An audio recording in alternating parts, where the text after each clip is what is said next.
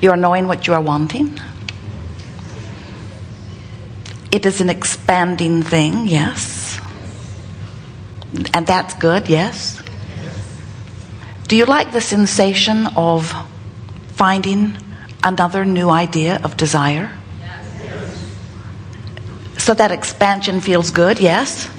Do you like the idea of life giving you yet another idea of desire before you've caught up with it? In other words, you know those things that you know you want, but you have no sense of how they will come about.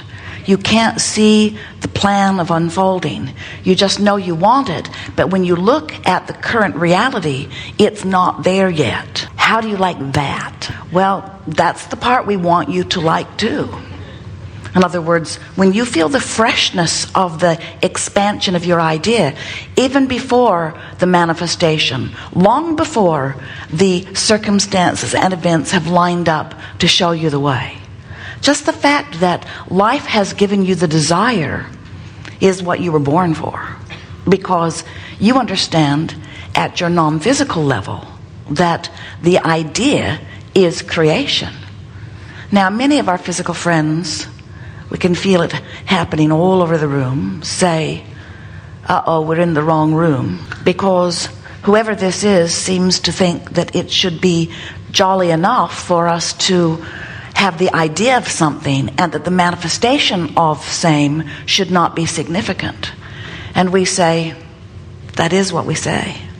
Because you are vibrational beings, and the idea of it, provided all of the ideas within you are lined up, will give you a joyful moment. But if the idea of it is not enough and you need the manifestation of it, and the manifestation hasn't happened, and you can't see right now from your vantage point a way to cause the manifestation to happen, so now there's discord. You would call it disappointment or uneasiness or fear.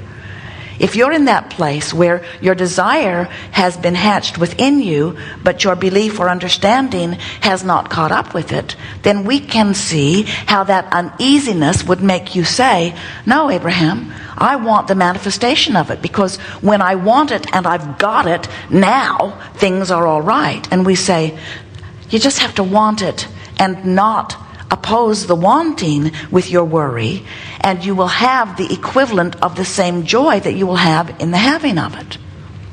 So then you say, we can hear you. Let's see, do I have this right?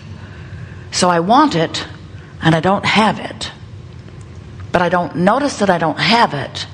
I'm just joyful about the wanting of it, and that should be enough. And we say, well, it will feel good. And when you accomplish that balance, then the manifestation has to come. And you say, oh, so this is the trick we do to make the manifestation happen. We want it, we don't doubt it. We want it, we believe it. We want it, we imagine it. We want it, we feel good about wanting it. And if we do that, then we'll get it. And we say, yes. But if your ulterior motive is to get it, then you introduce back into the equation the discord at not having it. Do you see what we're getting at?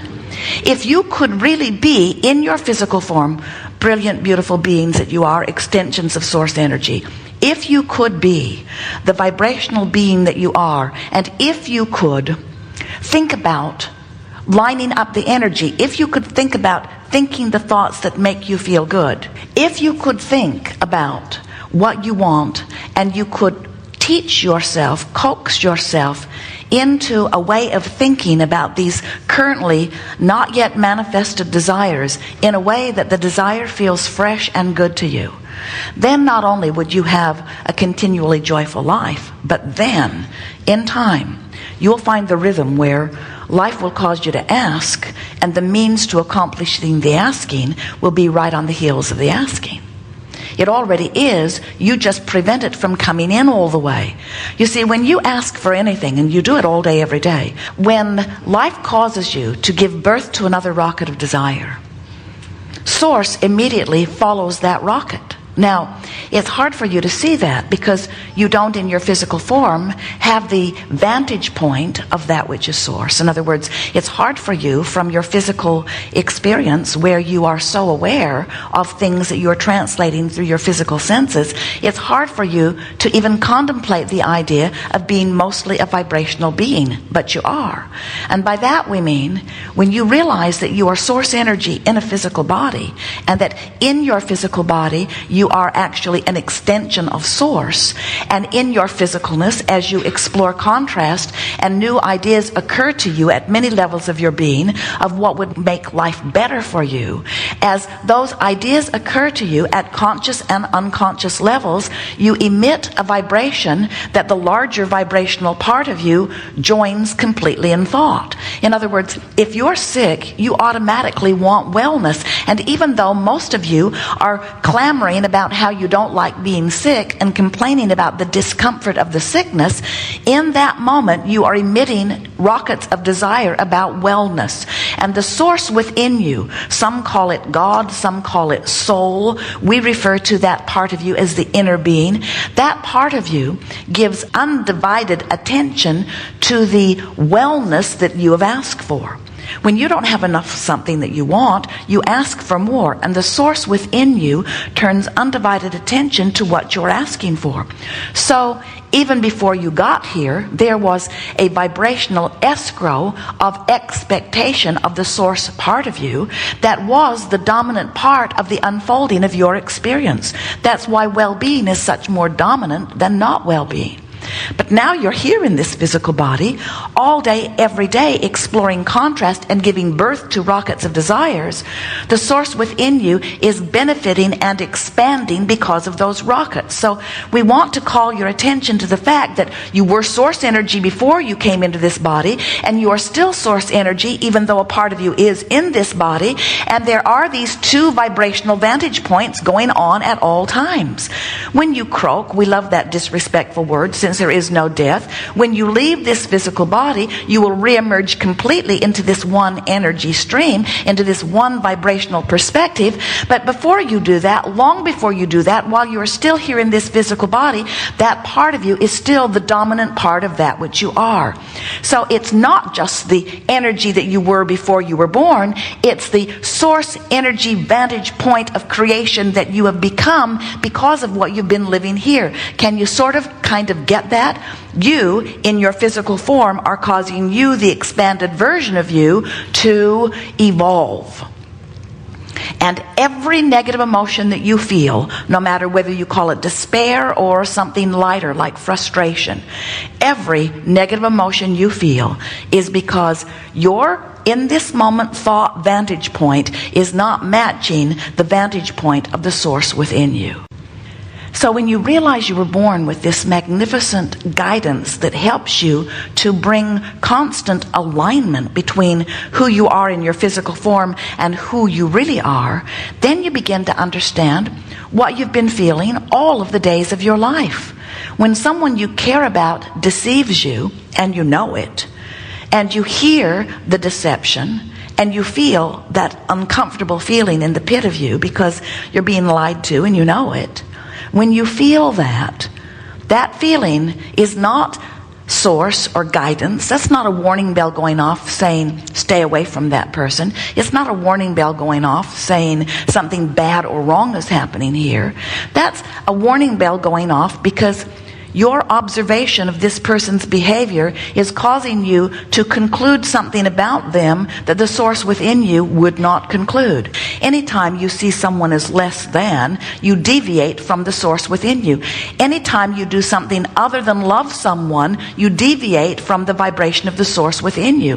When you find fault with yourself or someone else, you deviate from the source perspective within you. When you feel unworthy, when you proclaim yourself incapable or not good at something, when you put yourself down or someone else down, when you look at the world and see its flaws or find worrisome things about it, the reason those things feel the way they do is because you have deviated from what who you really are knows. When you listen to CNN or others, there are a few others, who go all around the world looking for evidence of not well-being, and exaggerate it in incredible proportion and deliver it to you with dramatic music and graphics.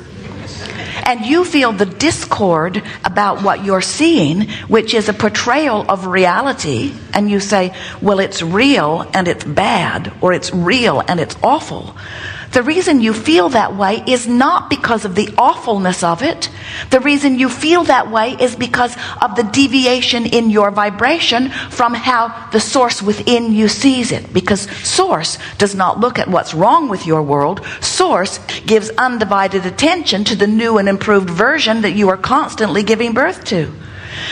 We want you to try to get a sense of the probable future that has been already created by the past and present creators like you here in this physical environment.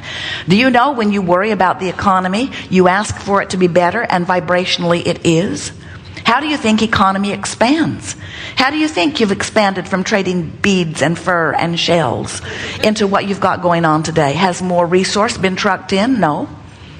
Have you dug more of it up? A bit more, but nothing like what you are experiencing in terms of your global economy.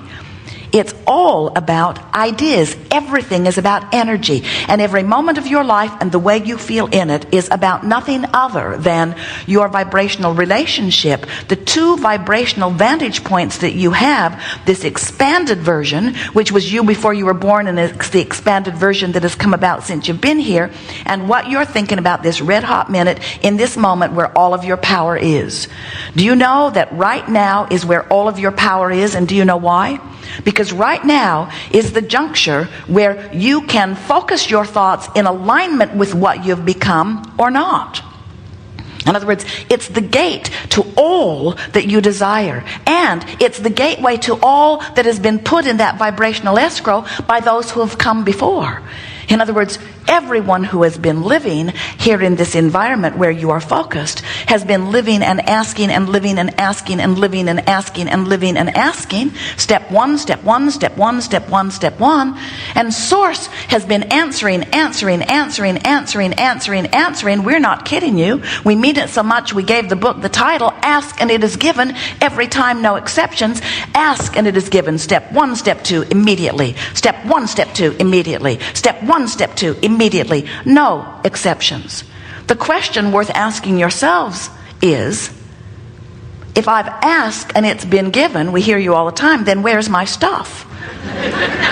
And we say, your stuff is in the balance between the vibrational crack of your asking for something you want and you're expecting it to be. Your stuff is in that gap between what you've asked for and what your chronic patterns of vibrational habits of thought are. In other words, when you expect something that you want, there's no deviation in the vibration of it, and it has to be, and we mean it already is, but now it has to be in a way that you can define it and see it. It's already done. The question is, how close to its vibrational interpretation, which is what manifestation is, are you? When you want more money and want more money and want more money and want more money, and you always want more money when you don't have enough. When you have enough, you don't want more money. When you have enough, you don't want more money. Those of you who have what you consider to be enough, what you want is time or freedom or some way to spend the money you've got. In other words, Jerry used to say, as long as I've got all I can spend, I'm happy. And when Esther would hear him say that, she thought he was a maniac. How can somebody ever have enough money? She thought money and not enough went together her whole life, you see. And what we're wanting you to understand is that when you beat the drum of, I don't have enough, I don't have enough, I don't have enough, I don't have enough, I've never had enough, I've never had enough, I've never had enough, I've never had enough. No money in my family, no money in my family, no money in my family, no money in my family. Rich bugger over there, rich bugger over there, rich bugger over there. Probably deals drugs, probably deals drugs. When you beat the drum of shortage of money, even though there is, we promise you, a veritable fortune already lined up for you, all of the days of your life, you've been putting it there. It's real. We are not kidding you. We can see it. It is the vibrational basis. And do you know that all things that you see manifested were first thought, that was thought upon, and then thought upon long enough that law of attraction brought them to fruition?